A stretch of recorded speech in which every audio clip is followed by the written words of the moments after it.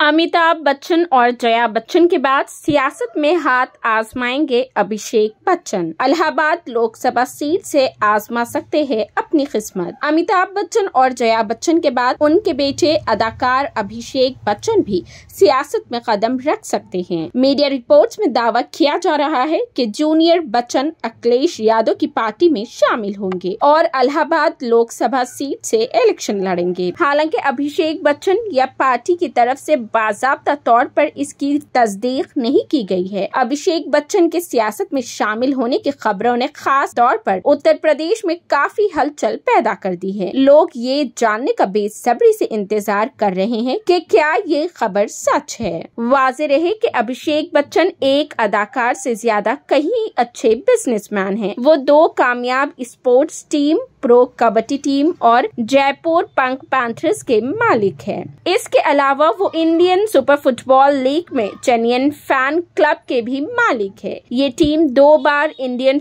Super football league का खिताब जीत चुकी है। साल 2013 में एक इंटरव्यू में अभिषेक बच्चन ने कहा था, मेरे वालिदैन सियासत में रहे हैं लेकिन मैं नहीं।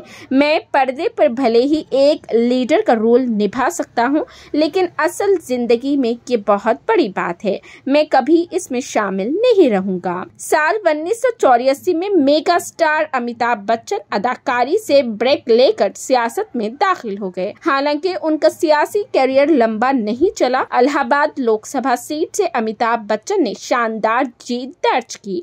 तब उन्होंने उस वक्त के वजीर आला हेमवती नंदन बहुगुणा को बड़े फर्क से शिकस्त दी थी। उस इलेक्शन में अमिताभ बच्चन को 68% वोट मिले, जबकि बहुगुणा के हिस्से में 25% वोट आए। बाद में बोफोर्स घोटाले में शामिल होने के इल्जाम के बाद जुलाई 1987 में उन्होंने अपनी सीट से इस्तीफा दे दिया। बिग बी ने पहले कहा था कि सियासत में शामिल होने का उनका फैसला जज्बाती था, लेकिन जब उस वक्त शामिल हुए तो उन्हें एहसास हुआ कि वहां जज्बात के लिए कोई जगह नहीं है। दूसरी तरफ जया बच्चन पहली बार 2014 में समाजवादी पार्टी से रुकने पार्लियामेंट के तौर पर मुंतखब की गई। उन्होंने मार्च 2006 तक राज्यसभा में उत्तर प्रदेश की नुमाइंदगी की। उन्हें 2012 में तीसरी मुद्दत के लिए और फिर 2018 में चौथी मुद्दत के लिए फिर से मुंतखब किया गया।